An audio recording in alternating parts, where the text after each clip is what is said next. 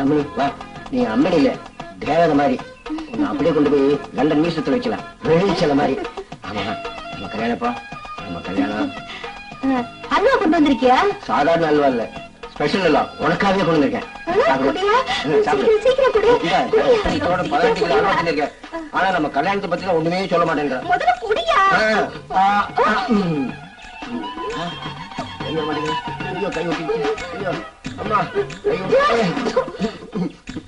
என்ன வாங்கிட்டு வந்திருக்க? அல்வா வாங்கிட்டு வர சொன்னா கிரீஸ் தவிர வாங்கிட்டு வந்திருக்க.